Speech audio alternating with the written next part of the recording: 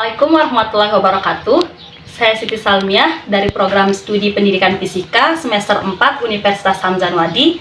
Pada video kali ini saya akan membahas tentang gas ideal, di mana tujuan pembuatan video ini untuk memenuhi tugas pada mata kuliah termodinamika. Langsung saja di sini pokok bahasan kita yaitu gas ideal. Nah, seperti yang kita ketahui bahwa studi tentang gas ideal ini sudah dilakukan oleh para ilmuwan sejak abad ke-17 atau ke-18. Nah, bicara tentang gas ideal ini tentunya cukup luas dan sangat rumit. Nah, oleh karena itu di para ilmuwan yang sudah mempelajari tentang gas ideal ini merumuskan suatu konsep yang bernama gas ideal. Nah, seperti yang kita ketahui juga bahwa sebenarnya gas ideal ini tidak bisa kita temukan di alam, tetapi gas ideal ini dapat kita bentuk sedemikian rupa dari gas-gas yang ada di alam itu sendiri. Nah, oleh karena itu, sebelum kita lanjut ke pembahasan lebih lanjutnya, langkah baiknya kita akan mengenal dan mengetahui sifat-sifat gas ideal. Nah, secara umum di sini sudah saya tuliskan ada 3 sifat gas ideal. Yang pertama, tidak ada interaksi antar molekul gas. Nah, di sini maksudnya tidak ada interaksi antar molekul gas, baik itu berupa tarik-menarik ataupun berupa tolak-menolak. Nah, pada kenyataannya untuk gas yang tersedia di alam itu memiliki interaksi entah itu tarik-menarik atau tolak-menolak. Nah, tapi untuk membuat gas ideal pada sifat pertama ini dapat kita lakukan yaitu dengan cara memperbesar jaraknya. Nah, sebelumnya pada sifat gas ideal yang pertama ini karena interaksi tidak ada, tetapi molekul-molekul gas ini akan bergerak dan akan menimbulkan tumbukan lenting sempurna atau tumbukan elastis, sehingga di mana energi kinetik dari gas tersebut konstan. Nah, oleh karena itu untuk membuat gas yang tersedia di alam menjadi gas ideal pada sifat yang pertama itu yaitu lanjutkan tadi untuk membuat gas untuk mendekati sifat gas ideal pada nomor 1 yaitu dengan cara memperbesar jarak. Ya, jadi maksudnya di sini yaitu memperbesar jarak dengan cara memperkecil tekanan.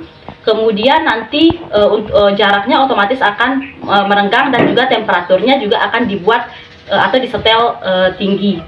Nah, seperti yang kita ketahui juga tadi pada pembahasan awal bahwa gas ideal ini tidak ditemukan di alam, tetapi bisa dimodifikasi sedemikian rupa hingga nanti dapat mendekati sifat gas ideal. Nah, sebagai contohnya gas H2O itu yang terdapat di alam bisa kita modifikasi atau bisa kita buat mendekati sifat gas ideal.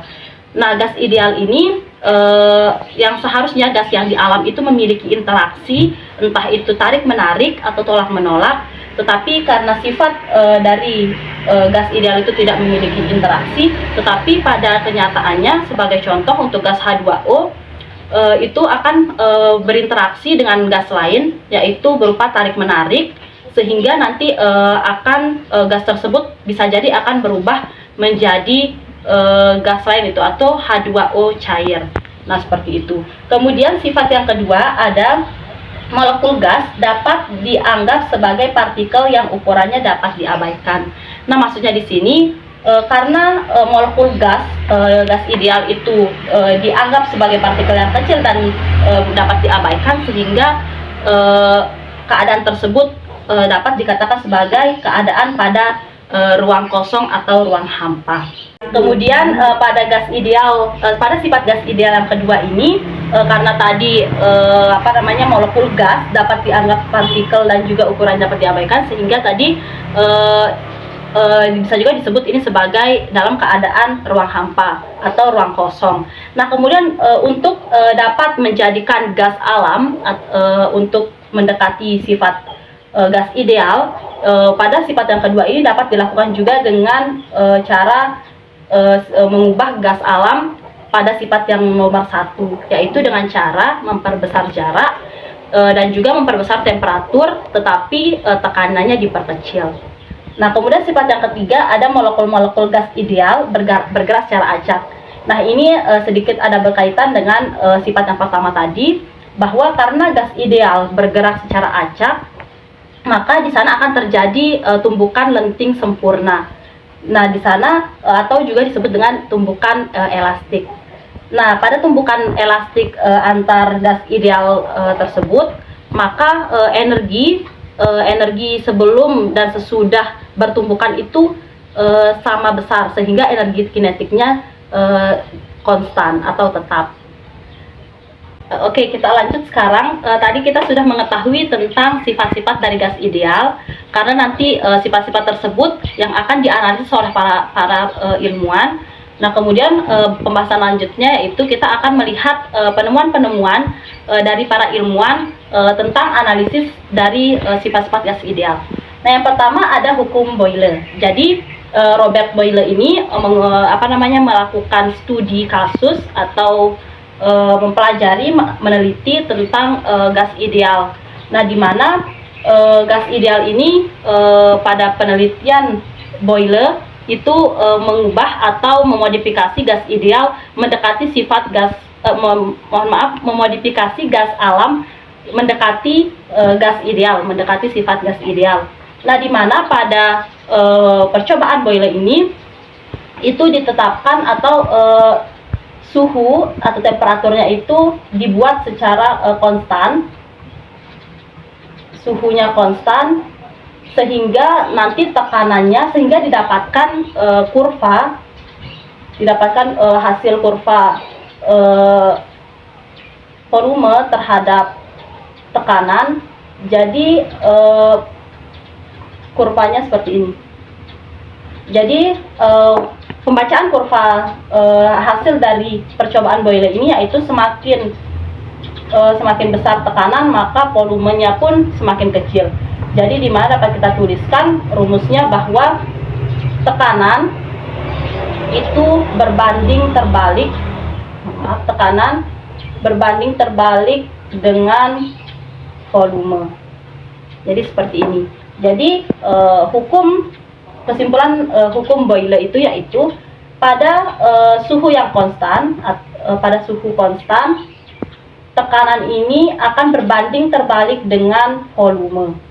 Yang kedua ada hukum Gay-Lussac. Nah, sama seperti Robert Boyle tadi, Gay-Lussac ini juga melakukan eksperimen atau studi kasus mengenai gas ideal, di mana pada percobaan Gay-Lussac ini tetap menjaga agar volumenya konstan, volume konstan. Nah, karena volumenya dibuat atau dijaga konstan, maka didapatkan kurva hasil percobaan Gay-Lussac, yaitu kurva temperatur terhadap tekanan, di mana kurvanya ini membentuk seperti ini. Dapat dibaca semakin tinggi temperatur, maka semakin tinggi juga tekanannya. Jadi dapat kita simpulkan bahwa hukum Gay-Lussac menyatakan bahwa dalam kondisi volume yang konstan, tekanan berbanding lurus dengan temperatur. Atau dapat kita rumuskan, tekanan berbanding lurus dengan temperatur ketika P sama dengan konstan. Seperti ini. Kemudian yang terakhir ada hukum ketiga, yaitu hukum Charles. Jadi Charles ini juga melakukan percobaan sama seperti Gay-Lussac dan juga Boyle. Jadi pada percobaan Charles di sini tekanannya dijaga agar konstan, sehingga didapatkan kurva seperti gambar, kurva di mana suhu terhadap volume. Di mana jika suhu diperbesar, maka volume juga diperbesar, maka volume juga akan besar. Jadi volume itu berbanding lurus dengan suhu apabila dalam kondisi tekanan konstan. Nah, jika dilogikakan, karena tadi sifat gas ideal yang ketiga bergerak secara acak.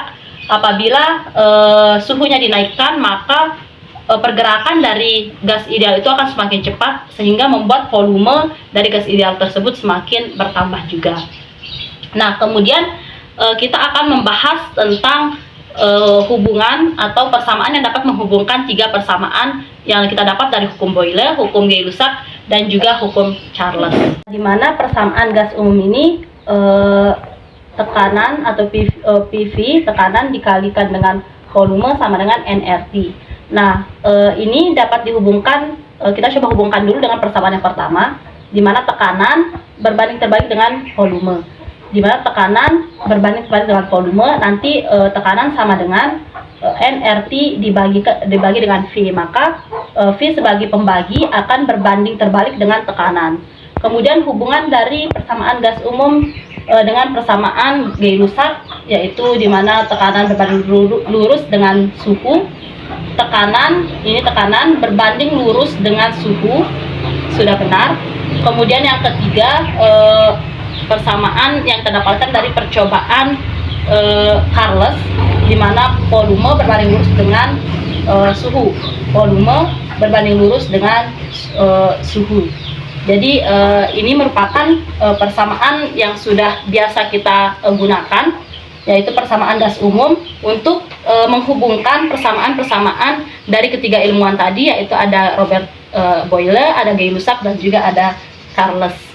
Nah, pada persamaan gas umum ini, di mana N itu merupakan tekanan, P itu merupakan tekanan, V adalah volume, N ini merupakan mol, jadi jumlah mol dari gas. Kemudian R ini merupakan tetapan dari gas ideal, di mana kalau untuk kita mendapatkan R ini, kita dapatkan dari Na dikali K, di mana Na ini merupakan bilangan Avogadro. Nah, kemudian T ini merupakan suhu. Demikianlah pembahasan mengenai materi gas ideal pada video kali ini. Jika ada kesalahan, mohon dimaafkan. Mungkin nanti akan dikoreksi oleh dosen pengampu pada mata kuliah termodinamika. Sekian dari saya. Assalamualaikum warahmatullahi wabarakatuh.